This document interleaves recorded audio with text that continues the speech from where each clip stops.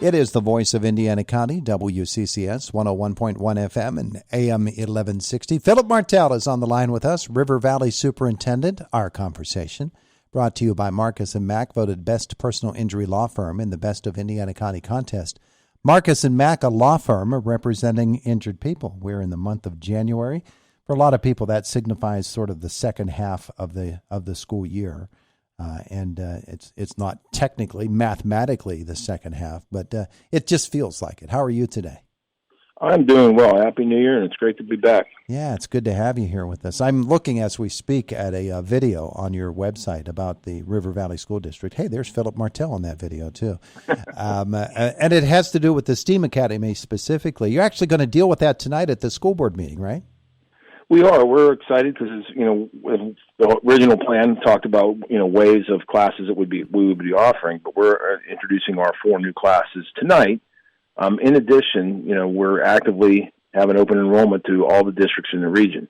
But we will be introducing our agricultural sciences, welding science, teacher preparation programs this evening, along with Powerline, which will be in conjunction to work with our electrical occupations program that's currently in place. So we're excited.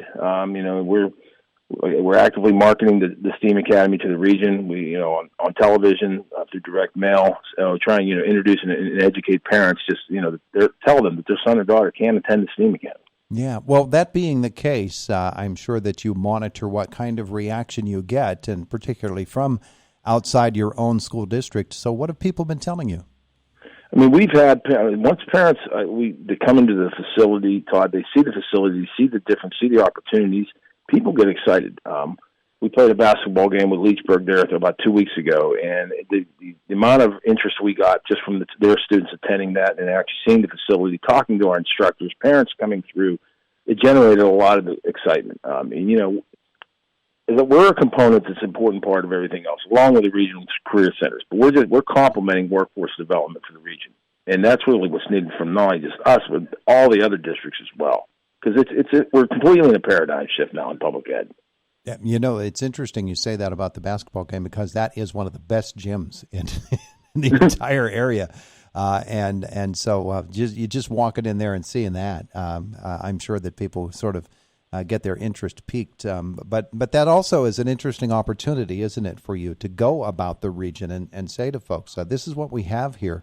Let me tell you about the classes that are going to be offered here. And obviously what you're talking about tonight, those are just another step, and the planning goes on.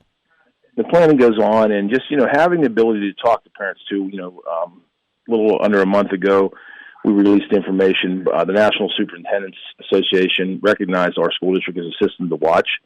We will be honored in San Antonio in February for that, and then also in Washington, D.C., But getting that and communicating things like that, and also our partnership now with Penn College of Technology, who's fully on board with what we're doing in partnership, communicating that, showing parents exactly now and what the future can look like, I think is important. But having some of those recognitions really gives us the credit that we need to do to be able to have that discussion.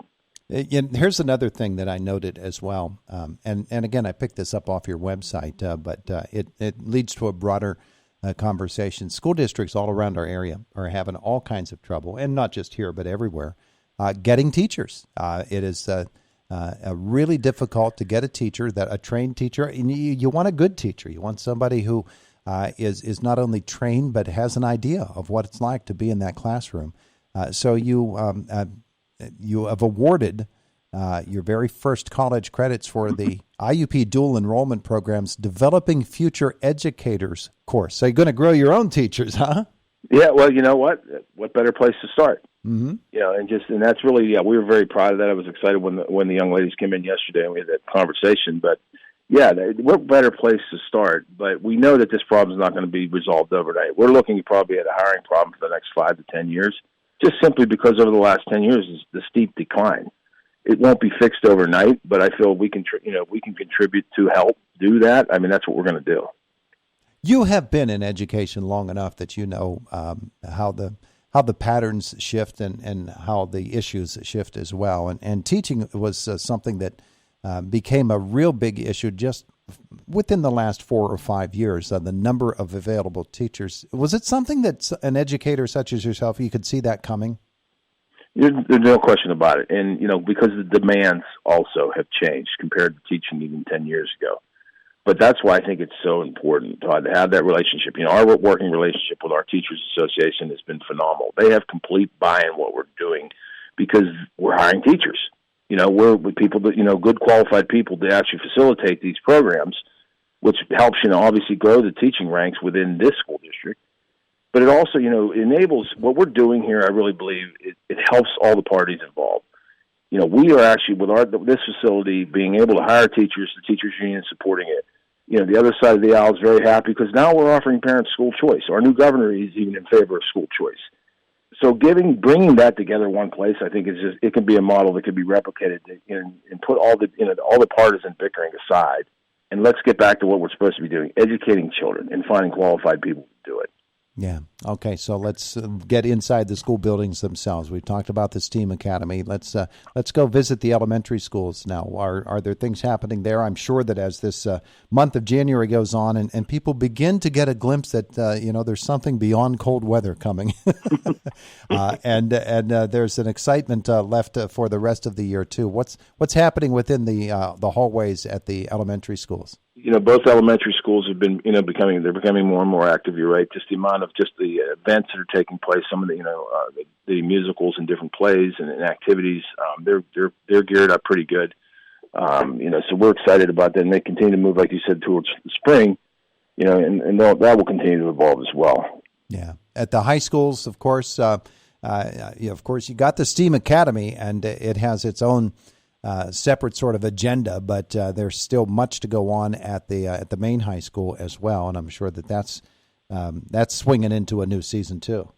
It is. We have all of our winter sports obviously going on, our winter musical and different things. Our opportunities for our musicians in the local musical events. And our girls basketball team is doing phenomenal. All of our teams are really doing very well. They still remain undefeated, I believe, in the conference right now. So, and they're beating bigger schools too. They're beating the Franklin Regionals and the Connellsvilles of the world. So, credit to them for wanting to play up and make themselves better, and bring pride back to the school district. Yeah, saw them play the other night against Homer Center. That's a pretty impressive group that you have there. And beyond the sports world and the other extracurriculars, there's actual hard work going on within the classrooms too, and I know that excites you. It does. We still are, have to prepare students the best we can, and guide them, obviously, and then with the assessments coming up and different things that we're still mandated to follow. So getting that having them, just giving them the information and training them to prepare for these opportunities is a big part of what we do daily. Wanted to ask you this as well. With the DeMar Hamlin situation in Buffalo, the Buffalo Bills player that suffered the cardiac arrest in the middle of a football game, we don't tend to think about that in terms of a high school kid out there playing, but serious injuries can happen in any sport and at any time in the course of a game or a practice. I know that you place a great emphasis on medical training and on responses to emergency situations. And whether it's athletics or something that happens within the hallways of the school, you have to be constantly on the lookout and constantly training, do you not? We do. It's an evolving process. I mean, the training is, that's the thing. Training on these types of things that come down, it's just constantly evolving, but it's a really places a high demand on our professional development too. Even spreading out now, even to some of the cyber training and different things we have to do. So, the health and safety has been a big part of what we're doing. But yeah, it's an unfortunate situation. But also, we try to do as much education as we can, even with our students. Because we've taken a step here to do even a little different. We have a speed and agility coordinator. We have a strength and conditioning. Because it's an education process for our students to understand how to properly do these things. So, if you can avoid it, that's the best situation in the world. Yeah, and when you think about careers and the STEAM Academy or right there within the hallways of the school, that's a classroom opportunity as well, because those are really burgeoning careers. You have to keep your eye on all those developments.